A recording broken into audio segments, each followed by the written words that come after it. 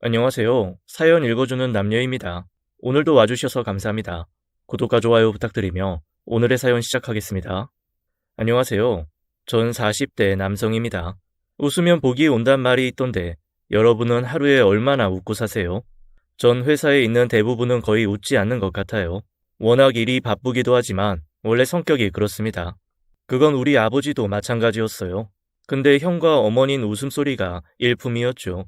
웃을 일이 있어야 웃냐? 웃어야 좋은 일도 생기지. 울상하고 있지 말고 웃어라. 참 많이도 들으며 살았습니다. 집 골목에 들어설 때 창문으로 형의 웃음소리가 들린 적도 많았어요. 또 어머님 밖에서 국수 한 그릇을 먹어도 맛있겠다며 한박 웃음을 지으셨습니다. 잘 웃는 사람 싫어하는 이가 얼마나 있을까요? 형과 어머님 인기도 참 많았어요. 반면 아버진 과묵하셨고 소란을 싫어하셨죠. 특히 밤이 되면 집안이 시끄러운 걸 못 참으셨고요. 뭐가 이렇게 소란스러워? 시끄럽다. 조용히 해라. 해가 졌는데 집안에 왜 이렇게 들썩거려? 아니, 여보. 주철이 하는 얘기 좀 들어봐요. 얘가 오늘 버스 안에서 말이에요? 내일 얘기해, 내일. 피곤하다고. 주철이 너도 그만 쉬어라. 하루 종일 외출하고 피곤하지도 않아. 밤엔 쉬는 거야. 너도 나도. 으이그, 통 재미라고 모르는 양반이라니까. 방문 닫고 들어가 주무세요. 주철아, 그래서 뭐가 어떻게 됐다고? 성격도 체력도 형과 어머님 비슷해서 오밤중까지 쌩쌩하셨죠. 아버지랑 전 잠도 일찍 자는 편이었어요. 자려고 누워있으면 형 방에서 도란도란 얘기 나누는 소리가 한참 동안 들리곤 했습니다. 그걸 자장가 삼아 잠들었었던 적도 많았어요. 아버진 시끄럽다고 역정을 내셨지만 전 형과 어머니의 대화 소리가 좋았습니다. 숫기 없고 내성적인 성격 탓에 전 하고 싶은 말도 잘 못하곤 했거든요. 말주변도 없었고요. 그런 제가 작년에 결혼을 하게 됐어요. 제대하고 만난 첫사랑과 부부가 됐죠.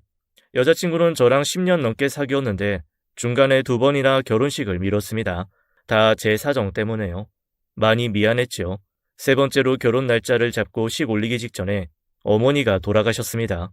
어머님 암투병 중이셨어요. 수술 후 항암을 반복하시면서 기력이 많이 쇠하셨고 나중에 요양병원에서 지내셨죠. 어떻게든 어머니 생전에 결혼식을 올리고 싶었는데 제 바람은 무참히 깨져버렸네요. 그때 제 곁에 형도 아버지도 없었어요. 형은 10년 전에 집을 나가 잠적했고 아버지도 그 무렵 돌아가셨죠. 불행은 정말 예고 없이 찾아오더라고요. 투병 생활을 하는 어머니 곁에서 남몰래 참 많이 울었습니다. 옛날 생각이 너무 많이 났어요. 밤이 되면 들려오는 형과 어머니의 대화소리, 아버지의 코 고는 소리를 듣던 그 시절이 너무 그리웠죠. 그땐 그게 행복인 줄 몰랐어요. 어머니가 아프신데 형은 어디서 뭐 하고 있는지, 아버지가 돌아가신 걸 알고는 있는지 상황이 너무 기가 막혔죠. 많이 웃으라고 웃으면 좋은 일 생긴다던 형은 온데간데 없이 사라져버리고 아버지의 든든한 울타리도 무너졌죠. 아픈 어머니와 저만 슬픈 눈빛으로 서로를 보고 있었어요. 어쩔 수 없이 형을 참 많이 원망하고 그리워했습니다. 앙상한 몸으로 매일같이 형만 찾는 어머니를 제보드리고 전 거의 매일 병원 옥상에 올라갔어요. 하늘에 덩그러니 떠있는 달이 그렇게 야속할 수 없었죠. 형도 저 달을 보고 있을 텐데, 같은 하늘 아래 있을 텐데 우릴 찾지 않는 형한테 너무 화가 났습니다. 감정이 복받치면 지금의 아내가 된 여자친구와 통화를 했어요. 희진아, 나야. 자니? 아니, 안 자고 있었어. 목소리가 왜 그래? 울었어? 나 너무 자신 없다. 어머니 볼 때마다 가슴이 찢어져. 저렇게 형을 찾으시는데 더 할 말도 없고 거짓말도 한두 번이지. 너무 괴롭다. 여자친구는 절 매일같이 설득했습니다. 이제라도 심부름센터 같은 데를 통해서 형을 찾아보자고요. 하지만 전 싫다고 했어요. 형이 제 발로 찾아와 주길 바랬습니다. 억지로 형을 찾았을 때 어떤 반응을 보게 될지 솔직히 두려웠어요. 네, 전 겁쟁이였습니다. 어머니는 하루가 다르게 눈빛이 흐려지셨고 제가 봐도 사실 날이 얼마 남지 않은 것 같았죠. 매일같이 형을 찾으셨고요. 잠꼬대를 하실 때도 큰아들 이름을 불렀습니다. 여자친구 말대로 형을 찾아야 한다고 생각하면서도 쉽게 행동으로 옮길 수 없었어요. 형이 떠날 때의 상처가 너무 컸기 때문입니다. 형의 사업 때문에 소박하지만 행복했던 우리 집이 산산조각 났거든요. 2, 3년 떠나 있었다면 이렇게까지 화가 나진 않았을 거예요. 무려 10년이나 가족을 외면한 형을 전 용서할 수 없었죠. 어머니 앞에서 간혹 형인 척하며 병상에 계신 어머니를 속이는 일에만 열심이었습니다. 만철아, 형 들어왔니? 아직요. 형 늦는다고 전화했어요. 기다리지 마세요. 저녁에 소갈비찜 해놓은 거 남아있지? 형 들어오면 데워줘야 하는데. 만철아, 불 좀 켜다오. 내가 이렇게 누워있을 때가 아니야. 제가 할게요, 어머니. 그냥 누워 계세요. 네가 뭐래. 엄마 깜빡 잠들면 꼭 깨워. 네 형 들어오면 밥 차려줄 거야. 걱정 마시고 주무세요, 어머니. 제가 잘 데워서 형 줄게요. 전 어쩔 수 없이 거짓말을 해야 했어요. 암 수술과 거듭되는 항암으로 어머니 누워만 계셨고 돌아가실 때까지 요양병원에 계셨죠. 나중엔 절 형이라고 착각하셨어요. 전 어쩔 수 없이 형인 척 연기를 해야 했습니다. 그럴 때 어머니 눈빛이 얼마나 반짝이던지 표정이 얼마나 밝아지셨는지 아직도 눈에 선하네요. 주철아, 오늘은 일찍 왔구나. 저녁은 먹었어? 대충 먹었어요. 신경 쓰지 마세요. 대충 먹으면 어떡해. 엄마가 밥 차려줄게. 불고기 해놨다. 아주 간이 딱 맞아. 호박잎 찐 것도 먹을래? 주철아, 이렇게 일찍 들어오니 얼마나 좋니? 저녁 먹고 엄마랑 산책도 좀 나가자. 과일이 떨어져서 그것도 살 겸. 수박이 아주 제철이다. 그래요, 어머니. 일단 어머니 눈 좀 붙이세요. 10분이라도요. 저 그동안 샤워할게요. 그럴래? 젊으셨을 때 통 낮잠이라고 모르던 어머닌 하루가 다르게 약해지셨고 10년 동안 기다린 형을 보지도 못한 채 허무하게 눈을 감으셨습니다. 어머니 장례를 치르고 전 아내와 결혼을 했어요. 친구, 친척 아무도 부르지 않고 둘이 혼인신고하고 사진관에서 사진 몇 장을 찍었습니다. 물론 아내에게 많이 미안했어요. 하지만 착한 아내는 괜찮다고 했습니다. 처가 식구들은 모두 미국에 있었어요. 어렸을 때 이민을 갔다가 아내만 대학을 한국으로 왔죠. 자기는 외국 생활과 맞지 않다며 다시는 미국에 돌아가고 싶지 않다고 했고요. 아내나 저나 내성적이고 숫기 없는 성격이 비슷했고 남들 앞에 나서는 것도 좋아하지 않았습니다. 약간은 개인적인 성격도 있었어요. 우린 둘 다 컴퓨터 공학을 전공했는데 적성에 잘 맞았죠. 일도 같은 분야에 종사하다 보니까 대화할 거리도 많고 이보다 더 좋은 친구, 연인, 가족이 없었어요. 그리고 아내 희진인 시어머니의 평범하지 않은 유언도 흔쾌히 받아들였습니다. 어머니 장례 치르고 혼인신고를 마친 후 저희 부부는 신혼집에 들어갔어요. 그곳은 어머니와 제가 살던 낡은 단독주택이었죠. 어머닌 돌아가시기 전에 제게 신신당부를 했습니다. 만철아, 꼭 그 집에 들어가 살아야 한다. 내 말 무슨 말인지 알지? 절대로 그 집 남한테 주면 안 돼. 새 주지도 말고 너희가 들어가 살아. 엄마 소원은 그거 하나뿐이야. 어머님 깡 마른 손으로 제 손을 잡고 거듭 당부하셨어요. 전 알겠다고 했지만 솔직히 아내한테 말 꺼내기 힘들었죠. 신혼집, 누가 그런 곳에서 시작하고 싶겠어요. 그런데 희진이의 반응은 뜻밖이었습니다. 자긴 좋다는 거였어요. 미국에서도 어렸을 때 주택에서 살았다며 빽빽한 아파트보다 작게라도 마당 있고 창문이 커다란 집이 좋다는 거였습니다. 어머니 집은 2층 옛날 주택이었고 앞뒤로 나무가 심어진 작은 마당이 있었어요. 빨간 벽돌의 오래된 단독주택이었죠. 낡아서 장점보다 단점이 많은 곳이었고요. 희진인 그 집을 보고 마음에 든다고 했습니다.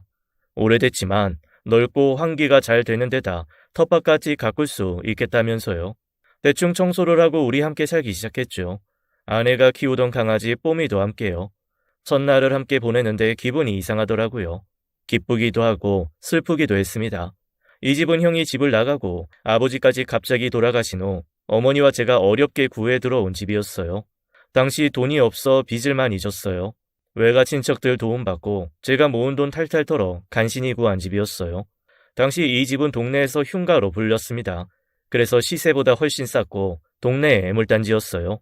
하지만 어머니와 전 그런 걸 가릴 겨를이 없었죠.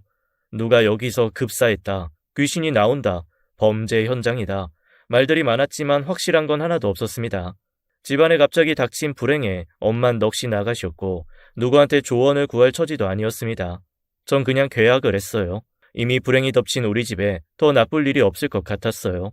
육체적, 심리적으로 지쳐버린 어머니와 전 이사 직후 몇 날 며칠 잠만 잤던 것 같네요. 동네 사람들이 이 집 안 무섭냐고 무슨 일 없냐고 물어도 전 맹하게 쳐다볼 뿐이었죠. 어머님 누가 말을 걸면 눈물부터 흘리셨기 때문에 나중엔 동네 사람들이 우리 가족을 비하더라고요. 흉가에 들어온 이유가 있을 거라며 불행히 자기들한테 옮겨가기라도 할까봐 쉬쉬하는 눈치였습니다. 그렇게 10년이라는 세월을 그 집에서 살았지만 나중 2, 3년 동안 어머님 집에 오래 머물지 못하셨어요. 암 수술과 항암에 무척 힘드셨거든요. 그래서 아내와 여길 들어왔을 때 집 상태는 말이 아니었죠. 대충 집을 치우고 첫 끼니를 짜장면으로 먹고 아내와 전 완전히 뻗었습니다. 그런데 주변이 이상하게 조용하더라고요.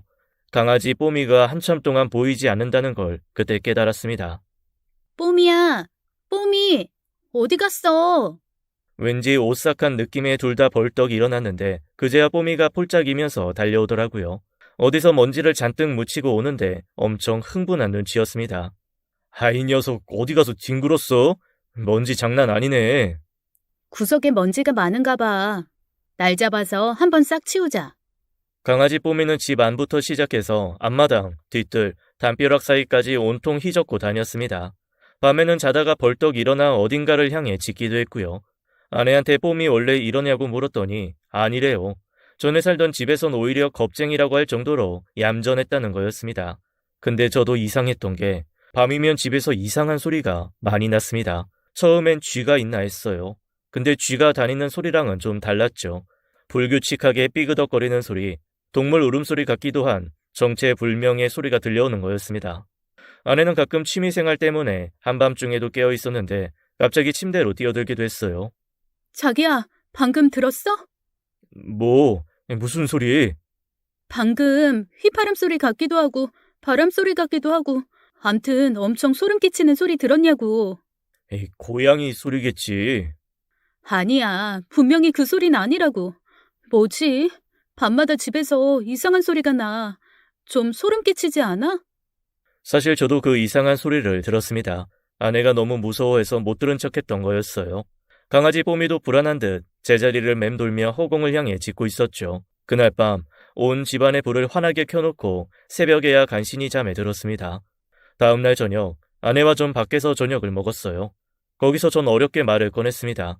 원래 이 집 동네에서 흉가였다고, 나쁜 소문이 많이 돌았다고요. 당시 사정이 안 좋아 다 무시하고 계약했고 그때 이상한 일 없었다고 했죠. 전 아내가 당장 이사하자고 할 줄 알았습니다. 하지만 듣게 된 대답은 뜻밖이었어요. 뭐 이런 일로 이사를 가. 당신이랑 나 컴퓨터공학 전공했어. 뼛속까지 이과생들이 귀신을 믿는다고? 어머니랑 살 땐 아무 일도 없었다며. 어제 놀랐던 건 내가 그때 공포영화를 보고 있어서야. 우연의 일치라고. 오늘은 안 그러겠지. 앞으론 밤에 코미디 영화 봐야지. 심각하던 전 아내 말을 듣고 웃음이 터져 나왔습니다. 가끔 아내는 지나칠 만큼 단순했죠. 아내 덕분에 저도 긴장이 풀려 농담을 했어요. 뼛속까지 이과생이 귀신 나오는 공포영화는 왜 보는데? 그럼 밤에 이상한 소리가 나도 나한테 달려오기 없기다. 차라리 뽀미를 끌어안던가. 근데 있지. 뽀미도 좀 이상하긴 해. 이 집에 와서 밤마다 짖고 불안해 보인단 말이야. 안 되겠어. 오늘은 집에서 나는 소리를 녹음해볼까? 귀신이 아니고 집에 커다란 뱀이 사는 거 아니야? 우린 저녁을 먹고 집으로 갔습니다. 그런데 또 뽀미가 보이지 않았어요. 한참 후 2층에서 내려온 뽀미가 아내에게 안겼을 때 또 먼지가 한 뭉큼 딸려 나왔습니다. 강아지를 씻기고 있는데 주방에서 아내가 저한테 묻더라고요. 아침에 혹시 도시락 싸갔냐고요. 새벽에 밥을 해놨는데 이상하게 밥이 줄었다면서 찬장에 있던 누룽지랑 컵라면도 없다고 하는 거였죠. 전 아니라고 점심에 부서 사람들이랑 감자탕 먹었다고 했습니다. 아내는 이상하다면서 혼잣말을 하더라고요. 전 앞으로 밥 해놓지 말라고, 먹을 사람도 없는데 괜히 쌀만 버리는 거라고 뭐라고 했죠. 그리고 그날 밤 또다시 의문의 소리가 들렸습니다. 전 서재방에 있었고 아내는 목욕을 한다고 욕실에 있었어요. 처음엔 고양이 울음소리인 줄 알았습니다. 그런데 자세히 들어보니 심상치가 않았어요. 귀신이 우는 소리 같기도 하고 갓난 아기가 웃는 소리 같기도 했죠. 게다가 벽을 타고 내려오는 소리는 기묘하고 소름이 끼쳤습니다. 소리가 울려서 집이 금방이라도 무너질 것 같았죠. 욕실에선 겁에 질린 아내의 목소리가 새어나왔어요. 여보, 자기야, 지금 어딨어? 서재방에 있어? 아니, 거실에 나왔어. 너 지금 들리는 소리 때문에 그러지. 아내는 황급히 욕실을 나왔어요. 전 뽀미와 아내를 방에 들여보내고 한밤중에 온 집안을 뒤지기 시작했습니다. 지하와 1층, 보일러실과 창고, 2층 구석구석, 앞마당, 뒷마당, 담벼락 뒤까지 꼼꼼히 살폈죠. 하지만 이상한 건 아무것도 없었습니다. 허탈하면서 괜히 화가 나더라고요. 며칠째 계속 잠을 편히 못 자니까 피곤하고 날카로워졌습니다. 그날도 불을 끄지 못하고 겨우 잠들었어요. 그리고 토요일이 됐습니다. 아내와 전 작정하고 집안을 뒤져보기로 했어요. 버릴 건 버리고 치울 건 싹 치우기로 했죠. 너무 오래 관리를 안 한 집이라 동물이 숨어 있을 수도 있고 잠든 사이에 커다란 쥐가 살 수도 있다는 게 우리 결론이었어요. 쥐가 있으면 고양이도 있을 거고 그래서 이상한 소리가 나는 게 아닐까 그렇게 생각했죠. 아니면 낡은 집의 배관 문제라거나 수리가 필요한 일일 수도 있다고 생각했고요. 토요일 아침 우린 지하부터 청소를 해나갔습니다. 묵은 짐이 너무 많더라고요. 마스크를 쓰고 걸레를 수도 없이 버리면서 짐들을 내버렸죠. 1층은 청소할 게 별로 없었지만 2층은 좀 시간이 걸렸어요. 총각대 전 2층을 썼는데 작은 방 하나를 어머님 형의 물건들로 채워 놓으셨습니다. 침대, 옷장도 들여놨었죠. 언제라도 형이 돌아오면 쓸 수 있게요. 거기서 낡은 앨범도 보게 됐습니다. 바쁘게 움직이던 전 순간 힘이 쭉 빠졌어요. 10년 전 돌아가신 아버지, 밝게 웃는 형의 모습에 가슴이 먹먹해졌습니다. 그 순간 귀를 찢는 이상한 소리가 들려왔어요. 천장 위에서 나는 소리였죠. 소름이 쫙 끼쳤지만 저는 침착하려 애썼습니다. 대낮이었고 천장 위는 지붕이었어요. 1층에 있던 아내가 뽀미를 안고 뛰어 올라왔습니다. 방금 이상한 소리 들었냐고요. 그 순간 뽀미가 아내 품에서 뛰어내리더니 화장실과 큰 방 사이의 벽을 막 긁더라고요. 거긴 아무 소용도 없는 문이 하나 있었는데 어머니가 보기 싫다고 액자를 걸어둔 곳이었습니다. 아이 뽀미야 왜 벽을 긁어? 이거 문 아니야. 아내가 뽀미를 안으면 또 폴짝 뛰어내려 그 벽을 미친 듯이 긁는 거였어요. 좀 뽀미를 안아 올리다가 그만 넘어지고 말았습니다. 조그만 강아지가 힘이 엄청 세더라고요. 넘어지면서 액자가 걸린 벽, 아무짝에도 쓸모없는 벽에 몸을 부딪혔는데 그 순간 삐걱 소리가 나면서 전 쓰러지게 됐어요. 그리고 전 비명을 질렀습니다. 놀랍게도 그 문 뒤에 계단이 있었고 전 거기에 팔꿈치를 부딪힌 거였어요. 눈물이 찔끔 날 정도로 아프고 많이 놀랐습니다. 아내가 괜찮냐고 소리쳐 묻는데 전 저도 모르게 조용히 하라고 신호를 보냈어요. 겁에 질린 아내를 1층으로 보내고 전 계단을 조심스럽게 올라갔습니다. 엄청 가파르고 온통 먼지투성이었어요. 간혹 보이는 작은 발자국은 뽀미의 것이 분명했습니다. 그래도 어쩐지 가슴이 뛰고 두렵더라고요. 빛 하나 들어오지 않는 그곳은 지붕과 2층 사이의 공간이었고 어머니와 함께 사는 10년 동안 단 한 번도 와보지 못한 곳이었죠. 전 핸드폰을 손전등을 켜고 조심스럽게 그곳에 올라갔어요. 계단 끝으로 가니 허리를 굽혀야만 들어갈 수 있는 공간이 시야에 잡혔습니다. 전 숨을 멈추고 몸을 낮춘 채 그곳 구석구석을 살폈어요. 놀랍게도 컵라면과 누룽지, 빈컵들이 구석에 찌그러져 있더라고요. 뭐야, 이게 왜 여기 있어? 이상하다 싶던 찰나 저보다 체구는 작지만 짐승처럼 보이는 무언가 저한테 확 달려들어 손을 물었습니다.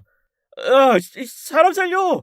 전 미친 듯이 소리를 지르며 그 정체 모를 짐승을 떼어내고 계단을 구르듯 미끄러져 내려왔습니다. 1층에서 아내가 놀라서 뛰어오는 걸 보면서 전 정신을 잃고 말았습니다. 까맣게 정전이 된 것처럼 기절한 전 어떤 흐느낌 소리에 서서히 의식을 되찾았어요. 다시 소름이 끼쳤습니다. 전 본능적으로 아내를 찾았어요. 여보, 여기 어디야? 나 죽었어? 지옥이야, 천국이야. 무언가 제 얼굴을 막 핥는 느낌이 들었고 전 벌벌 떨며 눈을 떴어요. 강아지 뽀미가 제 얼굴을 막 핥고 있더라고요. 여전히 흐느낌 소리가 가까이서 들려왔습니다. 자기야, 얼른 일어나봐. 큰일 났어. 눈 좀 떠보라고.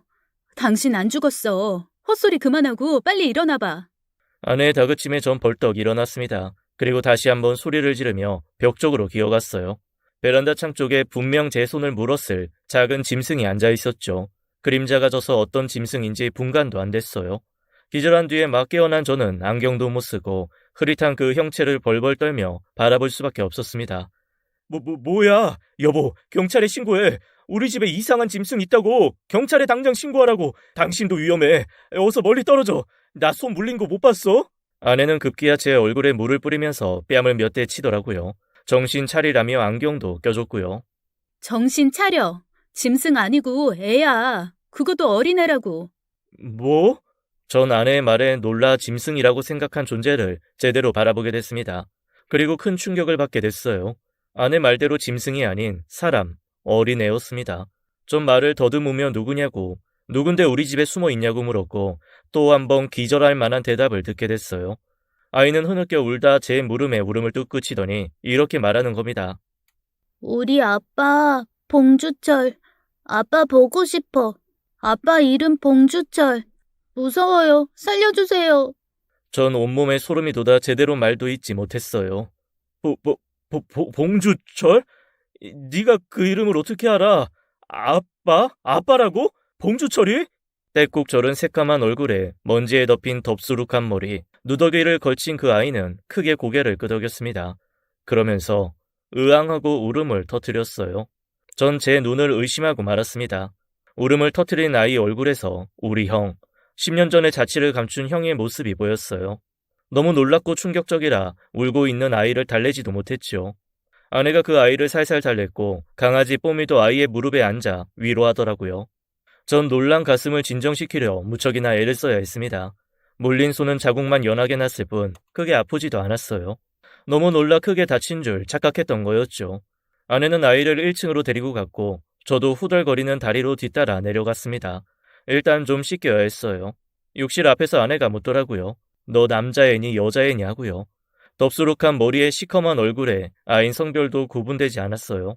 알고 보니 여자아이였고 아내가 욕실로 데려가 씻겼습니다.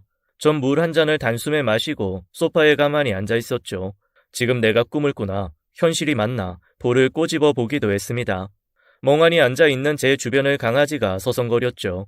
욕실에선 물소리와 함께 아내와 아이의 말소리가 들려왔고요. 모든 게 현실이라는 사실에 또다시 충격이 오더라고요.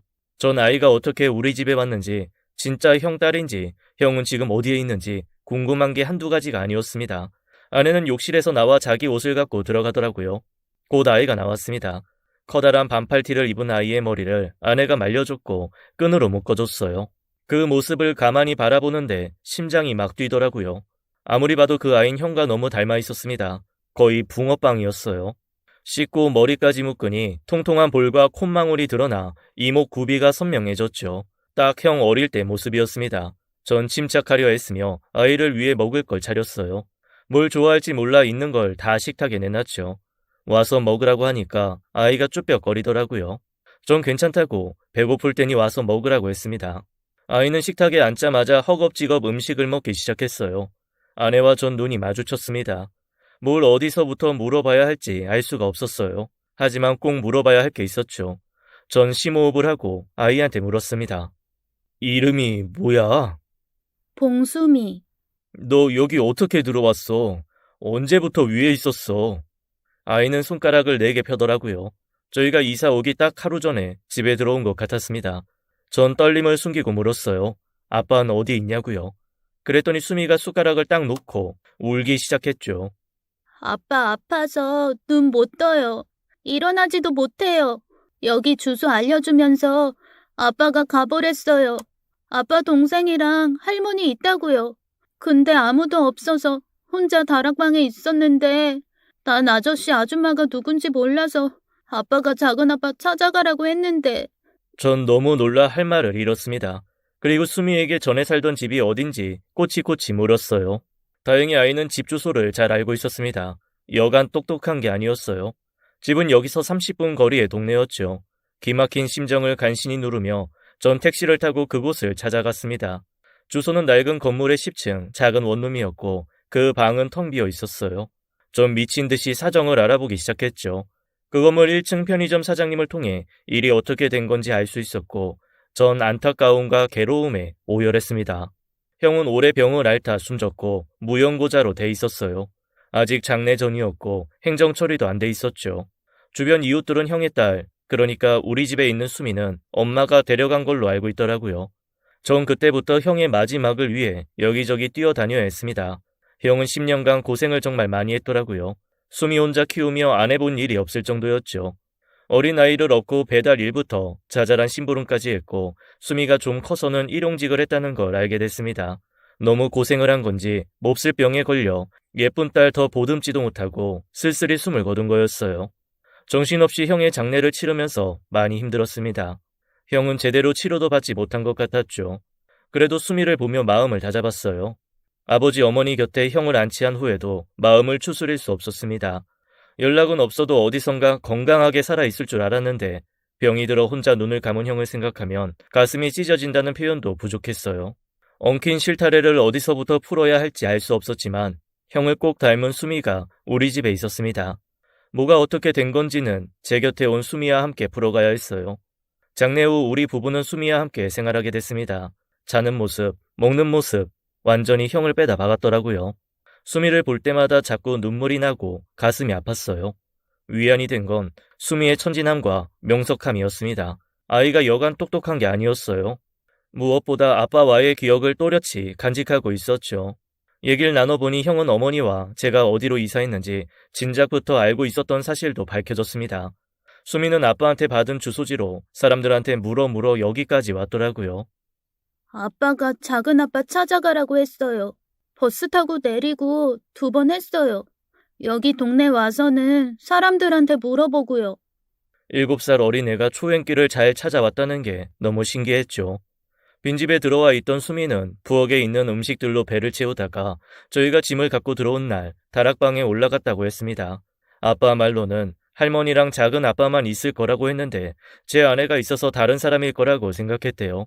들키면 잡혀갈까봐 어쩔 수 없이 숨어 있다가 낮에는 내려와서 음식도 먹고 뽐이랑 놀다가 올라갔다는 거였죠. 하지만 어린 아이인지라 밤이 되면 무서워 발을 구르면서 울었다고 했습니다. 다락방에서 자다 깨면 어딘지 모를 때도 많았대요. 그래도 귀여운 강아지가 가끔 올라와서 좋았다고 하더라고요. 당차고 야무진 수미는 볼수록 귀여웠어요. 살아생전 형이 사랑을 듬뿍 줬을 거란 생각이 들었습니다. 그런데 전 잠을 이룰 수가 없었어요. 한밤중에 마당을 서성거리는 일도 많았고요. 앞으로 어떻게 해야 할지 고민이 많이 됐죠. 그때 아내가 나와 팔짱을 꼈습니다. 수미 볼수록 귀엽다. 그치?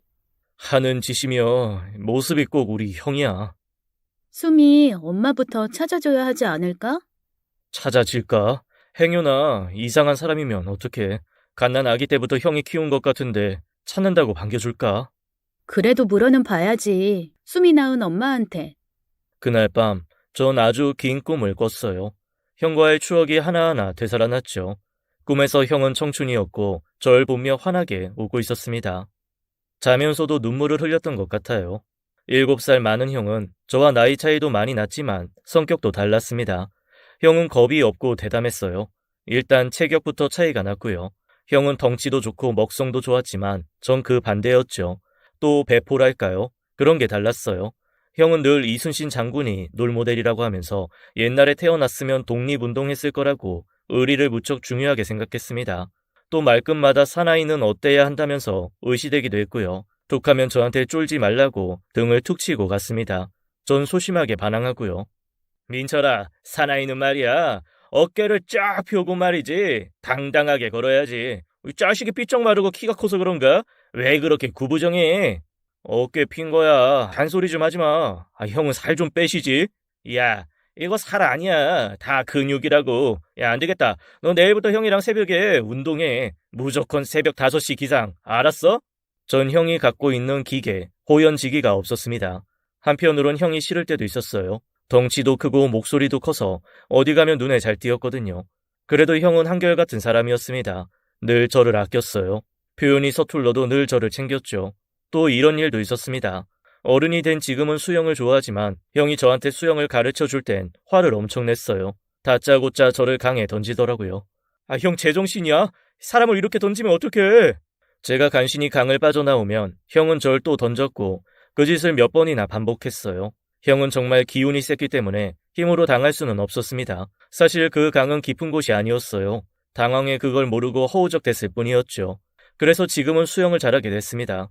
형한테 지기 싫어서 더 열심히 연습한 것도 있고요. 같이 바다에 갔을 때 제 수영 실력을 보고 깜짝 놀라더라고요. 복만철 제법인데 다 형 덕분이지 뭐. 다짜고짜 날 강에 빠뜨려서. 야, 그게 강이냐? 냇물이지. 이제 바다 수영도 잘하고 좀 컸다. 내기 해볼래? 누가 부표까지 먼저 가나? 당연히 내가 이기지 자식아. 아무리 애를 써도 체력으로 형을 이길 순 없었습니다. 승부에서 지면 약이 얼마나 올랐는지 몰라요. 형은 저에게 그런 존재였어요. 애증의 상대였죠. 마냥 좋아할 수도 미워할 수도 없는 큰 존재였던 것 같네요. 그런 형과도 멀어지는 때가 오더라고요. 제 머리가 커지고 형도 사회에 나가면서 우린 자주 함께할 수 없었습니다. 형이 고등학교 졸업하고 번 돈으로 해외로 배낭여행을 간 적이 있어요. 그때 전 군대에 가게 됐습니다. 영장이 나와서 가게 됐고 부모님의 배웅을 받았죠.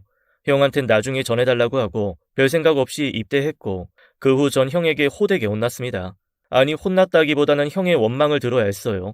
자대 배치받고 얼마 후 가족의 면회를 받고 그때 전 형의 눈물을 보게 됐어요. 얼마나 당황스럽던지 지금도 기억이 생생합니다. 얼굴이 새카맣게 탄 산적 같은 형이 절 보자마자 엉엉 우는 거예요.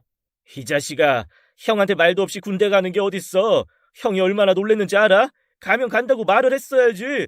제가 당황하니까 엄마가 그러시더라고요. 만철아, 형 좀 달래줘라. 너 군대 갔다고 하니까 형이 얼마나 화를 내는 줄 아니? 자기한테 말도 없이 갔다고. 전 형한테 사과했습니다. 미안하다고 그만 좀 울라고 했던 것 같아요. 사실 형이 우는 게 창피하기도 했고요. 형은 주변 시선도 아랑곳하지 않고 절 끌어안고 이렇게 말했죠. 이 코찔찔이 만철이 사나이 다 됐네. 멋있다 내 동생. 이렇게 보니까 한결 낫네. 군복도 잘 어울리고. 형은 꿈도 크고 욕심도 많은 상남자 스타일이었어요. 그렇게 군생활 마치고 전 제대를 했고 복학을 했습니다. 형은 그때 일을 하고 있었고 사업을 하는 게 목표였어요. 전 연구직을 원하고 있었고요. 우리는 배움에도 차이가 있었죠. 형은 고졸이었고 전 명문대 공대에 들어갔습니다. 하지만 부모님은 저보다 형을 더 의지하는 것 같았어요. 든든하고 믿음직스럽다고요. 옛날처럼 농사지었으면 우리 주철이가 정말 잘했을 거야. 힘 좋고 일머리 좋아서 만석군 됐을지도 모른다니까. 내가 자식 농사를 잘 지은 게 장남은 듬직하고 막내는 명석해. 맞아. 벼슬을 했어도 둘이 한 자리씩 맡았을 거야. 주철인 군대 호령하고 만철인 정승까지 가지 않았을까? 집 배경이 더 든든했으면 우리 장남 더 잘 나갔을 텐데 부모로서 미안한 것도 많아. 지가 안 간다고 해도 대학을 보냈어야 했나. 아직도 후회돼. 됐어 언니. 주철이 대학 안 간 거 아쉬워하지 마. 걘 누가 봐도 사업이나 장사 체질이야. 지가 알아서 개척하고 잘 살 거야. 저도 이모와 같은 생각이었어요. 형은 저와 그릇이 달랐습니다. 제가 책상 머리가 맞는 타입이면 우리 형은 사람 만나고 세상 다니며 시원하게 일하는 스타일이었어요. 그런데 커서 보니까 재밌는 게 있더라고요. 형은 연애 상대를 자주 바꿨습니다. 자긴 결혼 생각이 없다고요. 대신에 좋은 여자들을 많이 만나고 싶다고 하더라고요. 그런 형을 전 바람둥이라고 실컷 놀렸죠. 그렇게 의리 찾더니 연애는 왜 그렇게 하냐고 형 같은 사람이 바람둥이라고 했더니 또 당당하게 이러더라고요. 연애할 때 사귀는 기간은 중요한 게 아니야. 맺고 끊는 거 그것만 확실하게 하면 된다고. 형 하면 의리 아니냐. 사귀던 여자 형 절대 안 울려. 헤어질 때 확실하게 매듭을 짓는데 누가 뭐래? 그래도 2주 사귀고 헤어지는 건 너무한 거 아니야? 뭐가 너무하냐? 다 큰 어른끼리 합의하에 만나고 헤어지는 건데. 전 연애에 있어 고지식한 편이었는데 형은 아니었죠. 진짜 반전이었어요. 전 군대 가기 전까지 솔로였고 복학한 뒤에 사귄 첫사랑과 결혼까지 생각하고 있었습니다. 근데 형은 자꾸 첫사랑이랑 결혼하지 말라고 연애를 더 해보라고 하더라고요. 좋은 배우자도 경험을 통해 얻는 거라면서요. 전 형한테 넌지시 물었죠. 몇 살쯤 결혼할 거냐고요. 당연히 형이 먼저 결혼해야 한다고 생각해서 시기를 물어본 거였습니다. 근데 형의 대답은 예상 밖이었어요. 난 결혼 생각 없어. 부표처럼 이리저리 흔들리다 실증 나면 그때 닻을 내리고 살 거야. 결혼 상대는 그때 곁에 있는 사람일 거고. 만철아, 너 결혼하고 싶으면 언제라도 내 눈치 보지 말고 해라. 저는 형이 농담하는 건 줄 알았어요. 그래서 가볍게 생각했죠. 형 흔들리다 완전히 골로 가면 어떡해. 가끔씩 먼 바다에 흘러내려가는 부표도 있잖아. 닷도 내리기 전에 완전히 길을 잃으면 어떡할 건데. 나는 안정된 삶이 좋아. 형은 아직 철이 안 든 것 같다. 나한테 좀 배워야겠네. 자식아, 내가 그러잖아. 지겨워지면 다 내리겠다고. 걱정하지 마라. 형 신경 쓰지 말고 장가 가고 싶으면 먼저 가. 그렇게 형은 연애를 이어갔죠. 형이 사귀는 여자들을 보면 가끔 황당하기도 했어요. 이상형이라는 것이 없더라고요. 언젠 초등학교 선생님을 사귀더니 다음엔 딱 봐도 노는 여자를 사귀고 대중 없었습니다. 하지만 형은 늘 이렇게 말했어요. 사람 마음이 제일 중요하다고요. 좀 웃겼어요. 제 눈엔 아무나 만나는 것 같은데 자기 나름대로 철학이 있다고 하니까요. 전 첫사랑인 여자친구와 진득하게 사귀면서 결혼 시기를 조율하고 있었죠. 여자친구는 저랑 비슷한 타입이었어요. 시끄러운 거 싫어하고 조용히 회사, 집만 오가면서 착실하게 월급 모으는 스타일이었죠. 하지만 전 예정된 날에 결혼식을 올릴 수 없었습니다. 형의 사업 실패 때문이었죠. 10년 전 형은 야심차게 시작한 사업을 다 말아먹고 자취를 감췄습니다. 담보 잡힌 부모님 집까지 날려먹고 하루아침에 사라졌어요. 심지어 아버지는 그 충격으로 쓰러져 돌아가시게 됐고요. 형의 사업 실패는 혼자만의 실패가 아니었습니다. 한 가족이 분비박산 났으니까요. 저도 형에 대한 원망이 컸습니다. 형이 그 사업을 한다고 했을 때 어머니 빼고 저와 아버진 많이 말렸어요. 형은 신소재 사업을 하고 싶다고 했습니다. 유럽 여행 가서 알게 된 지인이 자기한테만 알려줬다면서 사업을 먼저 시작해야 시장을 선점할 수 있다고 했어요. 그러면서 부모님께 손을 빌렸죠. 집을 담보로 대출을 받아달라는 거였어요. 아버진 절대 안 된다고 하셨죠. 어머닌 형과 아버지 사이에서 안타까워하셨고요. 그러면서 저한테 아버지를 설득해 달라고 했습니다. 만철아, 형이 한다는 사업 좀 알아봐. 내가 듣기에 영 엉뚱한 소린 아닌 것 같은데 네가 좀 알아보고 아버지 좀 설득해보면 안 되겠니? 회사 일로도 머리가 터지겠는데 형 사업 아이템까지 들여다봐야 돼. 그리고 엄마, 사업 아무나 하는 거 아니에요. 나도 집 담보로 형 사업 자금 주는 거 반대야. 형은 경험이 더 필요하다고요. 전 만사 귀찮았습니다. 형이 그냥 평범한 장사를 하거나 식당을 차리는 게 낫다고 생각했어요. 하지만 형은 그렇게 고집을 부렸죠. 솔직히 형은 그 분야에 지식도 없었고 유럽에서 왔다는 지인한테 휘둘리는 느낌이었습니다. 형은 사업 준비를 한다고 저한테 관련 논문을 좀 찾아서 해석해달라고 했어요. 전 그것도 싫다고 했습니다. 만철아, 이 신소재가 외국 논문엔 자료가 많이 나와 있대. 네가 찾아서 해석 좀 해줘라. 형은 영어에 재능이 없잖아. 가방끈도 짧고. 만철이 네가 조금만 도와주면 될 것 같은데. 싫어 형. 나 요새 회사 일로 엄청 골치 아파. 잘 시간도 모자란다고. 그리고 그거 꼭 해야 돼. 형진 사기꾼 아니야? 아니라니까. 믿을 만한 사람이야. 한 번만 도와줘라. 형이 언제 이런 부탁한 적 있냐? 전 단칼에 거절했고 형은 더는 제게 부탁하지 않았습니다. 결국 아버진 집을 담보로 사업 자금을 마련해 주셨어요. 하지만 형의 사업은 빛을 못 보고 쫄딱 망해버렸죠. 가진 거 없이 시작해 번듯한 집까지 사고 아들 둘 잘 키운 걸 자랑스러워하던 아버진 충격으로 쓰러지셨고 다시 눈을 뜨지 못하셨어요. 형은 집을 나가 잠적했고요. 엄만 매일 눈물바람이셨습니다. 갑자기 닥친 불행에 전 형을 지독하게 원망했어요. 갈 데가 없어진 어머닌 친척들 집을 전전하셨고 전 한동안 고시원에서 지내야 했습니다. 얼마 후 제가 악착같이 모은 월급과 외가 친척들이 모아준 돈으로 낡고 좁은 이 집을 간신히 얻을 수 있었어요. 어머닌 투병 중에도 형을 내내 기다렸고 신랄 같은 믿음이 있었던 것 같습니다. 이사한 집으로 형이 어떻게든 찾아올 거라고요. 그래서 당신이 세상을 뜬 이후에도 이 집에 살기 바라셨던 거였죠. 역시 어머니 예감은 맞았고 기적처럼 수미가 이 집을 찾아온 거였습니다. 혼자 딸을 키웠을 형을 생각하면 안타까우면서 화가 났어요. 진작 좀 찾아오지. 잘못한 거 아무것도 없는 것처럼 뻔뻔스런 얼굴로 찾아와서 밥 달라, 애 키워달라. 그렇게 할 것이지. 형은 너무나 올곧고 바보 같았습니다. 다행히 수미는 우리 집에 잘 적응했고 전 아이 몰래 친모를 찾기 시작했어요. 형의 오랜 친구들에게 전화를 돌렸고 연락이 되면 주말에 만나러 갔습니다. 3분의 1 정도는 형이 사업에 실패한 것까지 알고 있었지만 홀로 세상을 뜬 건 모르더라고요. 그중엔 형에게 돈을 빌려준 친구들도 있었는데 듣게 된 얘기에 할 말을 잃었어요. 형은 얼마라도 빚을 갚으려고 가진 애를 다 썼대요. 돈이 없어도 몇만 원은 꼭 이체를 해줬다고 하더라고요. 사정 아니까 됐다고, 빚 갚지 않아도 된다고 돈 많은 친구들이 말을 해도 형은 그럴 수 없다며 푼돈이라도 꼭 보내왔대요. 제가 막 우니까 형 친구가 그랬습니다. 가족들한테 연락하라고. 내가 뭐라고 하니까 주철이가 절대 안 된다더라. 이런 모습으로 어머니랑 네 앞에 나타날 수 없다고. 어머니 아프신데 자기까지 짐 될 수 없다는 거야. 자기가 여유가 있으면 네 앞에 나서는 게 어렵지 않았을 텐데 그러지 못한 상황이라 너무 힘들었던 모양이다. 주제 넘는 말이지만 형 너무 원망하지 마라. 주철이 최선을 다했어. 단지 운이 없었을 뿐이야. 형의 친구들은 오히려 절 위로해 주더라고요. 결국 물어 형이 동거를 한 여자분을 찾을 수 있었고 간신히 연락을 할 수 있었습니다. 전 문자를 남겼어요. 주철이 형, 세상 떴고 전 동생이라고 했죠.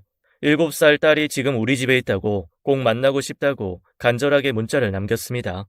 그분은 동해 쪽에 사시며 결혼해 남매 쌍둥이를 뒀더라고요. 아주 어렵게 설득해 그분을 만날 수 있었죠. 수미의 친모는 저와 만나는 자리가 무척 불안하고 힘들어 보였어요. 저를 보는 눈빛도 싸늘했죠. 빨리 그 자리를 벗어나고 싶은 것 같았습니다. 그러면서 이렇게 만나는 건 이번 한 번뿐이라고 강조를 하더라고요. 하도 귀찮게 굴어 어쩔 수 없이 나온 거라면서요. 지금 살고 있는 남편은 본인이 수미를 낳았다는 사실을 모른다고 했습니다. 형과의 동거 사실도 모른다고 했어요. 그러면서 형과 갈라설 때 수미에 대한 모든 걸 포기하기로 합의를 받고 지금까지 그렇게 살았다고 수미를 다시 맡길 생각은 하지 말라더라고요. 자식 있어요? 결혼은 했고요. 수미, 형 자식이니 직접 키우시는 건 어때요? 뭐 그거야 본인 마음이겠지만 어쨌든 전 그 아이 데려다 키울 수 없는 상황이에요. 앞으로 다시는 저 찾아오지 마세요. 수미한테 제 존재조차 알려주지 마시라고요. 알겠어요? 자긴 과거를 잊고 살고 싶다며 황급히 자리를 뜨더라고요. 속상한 마음 가눌 길이 없었습니다. 그렇게 전 허탈함을 느끼며 집에 돌아왔고 곰곰이 생각해봤어요. 수미를 입양해 키우라는 그 여자의 말이 머릿속을 떠나지 않았죠. 사실 아내와 전 자식을 낳고 살지 않기로 했습니다. 딩크로 부부끼리만 살기로 하고 결혼했어요. 다 우리 두 사람의 건강 때문이었죠. 아내는 성인이 된 지금도 아토피로 고생하고 있습니다. 회사 다니면서 본인 몸 돌보기가 힘들었어요. 게다가 전 정자 활동에 문제가 있었죠. 둘 다 특별히 자식 욕심이 없기도 했고요. 어렵지 않게 딩크로 합의를 받고 얽매인 데 없이 자유롭게 살기로 했습니다. 수미는 우리 동네에 있는 유치원에 다니기 시작했고 집에 방 하나를 수미 방으로 꾸며줬어요. 아이는 서서히 안정을 찾아갔고 밝은 성격을 보여주기 시작했습니다. 자기야, 완전 특종. 아까 나 수미랑 같이 찜질방 갔다? 완전 재밌었어. 진짜? 당신 목욕탕 가는 거 싫어하잖아. 그러니까. 근데 수미가 찜질방 가고 싶다고 식혜랑 구운 계란 먹고 싶다고 하는데 나도 모르게 가자는 말이 나오는 거야. 그래서 갔는데 웬걸? 내가 더 재밌었어. 다음엔 당신도 가자. 거기 미역국도 엄청 맛있더라고. 수미랑 나랑 한 대접은 먹었을 거야. 알고 보니 수미는 형과 찜질방에서도 지냈더라고요. 이제는 수미가 어느 한 곳에 정착했으면 하는 마음이 들었습니다. 그리고 얼마 뒤 아내로부터 뜻밖의 말을 듣게 됐어요. 사실 전 입양 얘기를 전혀 꺼내지 못하고 있었습니다. 아내에게 부담을 줄까봐 망설여졌어요. 스스로도 자신이 없었고요. 그런데 아내가 먼저 그 얘기를 꺼냈습니다. 이제 곧 연말이고 내년에 수미 학교 가야 하는데 어떻게 하면 좋냐면서 그냥 우리가 계속 데리고 살면 안 되겠냐고 아예 입양을 하는 게 어떻겠냐고 하더라고요. 수미를 보면 눈동자에서 뭐가 읽혀. 마치 오래전부터 알고 지낸 기분이야. 당신을 닮아서 그런 건가? 내 생각 어때? 당신도 고민하고 있었던 거 아니야? 전 너무 놀라 입을 다물지도 못했어요. 어떻게 그런 생각을 했냐고 물었더니 자기도 모르겠대요. 분명한 이유는 없지만 수미가 우리 집에 있는 게 가장 자연스럽고 좋은 일일 거라는 생각이 들었다는 겁니다. 전 막 눈물이 쏟아졌어요. 얼굴 다 구겨지고 눈물 콧물 다 쏟아냈죠. 수미 친모 만나고 온 뒤 내색도 못하고 많이 속상했는데 한꺼번에 보상받는 기분이었습니다. 전 아내를 끌어안고 엉엉 울었어요. 희진아, 고맙다. 정말 고마워. 왜 이렇게 울어? 너무 우니까 당황스럽잖아. 내 어깨 다 젖겠다. 수미 당신 울음소리 듣고 깨면 어떡해? 애 놀래. 결국 우리 부부는 수미를 입양해 딸로 키우게 됐습니다. 강아지 뽀미까지 합세해 둘이던 우린 넷이 됐어요. 밥을 먹다가 TV를 보다가 수미가 절 빤히 볼 때가 있네요. 제가 얼굴에 밥을 묻었냐고 바보 흉내내면 수미는 소리내서 웃다가 이렇게 말하곤 합니다. 제 얼굴에 아빠의 얼굴이 있다고요. 너무 신기하다나요? 몰랐는데 저도 나이가 들고 얼굴에 살이 찌면서 얼굴이 형과 비슷해지고 있었어요. 살아생전 형은 수미에게 제 얘기를 엄청 했나 보더라고요. 엄청 똑똑하고 잘났다고요. 그러면서 이렇게 덧붙이네요. 내가 작은 아빠 닮아서 수학 잘하나? 아빠가 그랬어. 공부는 작은 아빠처럼 하는 거라고. 나중에라도 만나면 꼭 작은 아빠한테 공부 배우랬어. 근데 수미야, 그거 알아? 작은 엄마도 수학 되게 잘한다. 심지어 영어로 말도 잘해. 와, 우리 수미는 집에 선생님이 2명이나 있네. 짱이지? 초등학교 입학을 앞두고 수미는 무럭무럭 잘하고 있습니다. 책도 많이 읽고 하나를 가르쳐주면 열을 아는 수미가 우리 집 1호 보물이에요. 아내도 수미한테 정을 듬뿍 주네요. 두 사람은 모녀라기보다는 꼭 친구 같습니다. 아내도 그게 목표래요. 수미 클 때까지 친구처럼 사이좋게 지내고 싶다고 하더라고요. 무리하게 욕심내지 않는 아내에게 전 늘 고맙기만 합니다. 그리고 얼마 전 놀라운 일이 있었어요. 10년 전 형에게 신소재 사업을 권한 사람이 뉴스에 크게 나오더라고요. 형이 했던 얘긴 진짜였습니다. 먼저 사업을 선점한 그 지인이 큰 돈을 벌고 있더라고요. 형에게 너무 미안했습니다. 그때 형이 부탁한 논문 읽어줄 걸, 조금만 관심을 가져볼 걸 후회가 많이 되더라고요. 형에게 조금만 더 운이 따라줬다면 결과는 달라졌을까요? 하지만 과거를 돌아보는 건 오래 하지 않으려고요. 전 수미와 해보고 싶은 게 아주 많습니다. 들려줄 얘기도 산처럼 쌓여 있고요. 제가 아는 형의 모든 것들을 다 들려줄 생각입니다. 집에 사진도 많이 남아 있어요. 사진 속의 형은 젊고 패기가 넘치는 모습이네요. 그림책 보듯 사진을 들여다보는 수미가 한편으로 짠하지만 전 알고 있습니다. 수미는 약한 아이가 아니에요. 형의 장점을 많이 갖고 태어나 씩씩하게 제 앞가림할 거라 믿어 의심치 않습니다. 언젠가 수미의 편지를 봤어요. 유치원에서 썼더라고요. 돌아올 수 없는 여행을 떠난 아빠한테 쓴 편지였습니다. 자기는 잘 있다고, 작은 아빠 작은 엄마랑 너무 행복하다고. 쓴 편지를 보니 코끝이 찡해지네요. 저도 형한테 편지를 한번 써봤어요. 깊은 밤 아내와 수미 그리고 강아지까지 잠든 집은 무척 고요하고 따뜻하게 느껴지네요. 형, 수미 지금 새근새근 자고 있어. 딸 숨소리 들려? 형도 보고 있지? 형 닮아 씩씩하고 똑똑한 수미가 이제 우리 부부 딸이 됐네. 아무 걱정 말고 편히 쉬면서 수미랑 우리 지켜봐줘. 형, 그리고 어머니 아버지 만났지? 형을 많이 기다렸던 어머니 꽉 안아드렸어. 우리 세 식구 행복하게 잘 살게. 가끔 수미 꿈에 나타나줘. 아빠 얼굴 까먹지 않게. 형, 보고 싶다. 보고 싶다는 글자 위에 눈물이 한 방울 떨어졌네요. 나이 들면서 왜 이렇게 눈물이 많아지는지 모르겠어요. 빨리 행복한 생각을 해야지 안 되겠네요. 계속 울면 가족들이 깰지도 모르거든요. 제가 코만 훌쩍여도 서로 휴지를 갖다 주겠다고 난리여서요. 삶의 시계는 지금도 흘러갑니다. 행복이라는 게 있다면 이런 게 아닐까요? 편안한 집에서 사랑하는 가족들의 새근거리는 소리를 듣는 거요. 제 사연은 여기까지입니다. 이야기 들어주셔서 감사합니다. 건강하시고 행복하세요. 지금까지 사연 읽어주는 남녀였습니다. 끝까지 함께 해주신 여러분 감사드리며 저희는 다음 사연으로 돌아올게요. 감사합니다.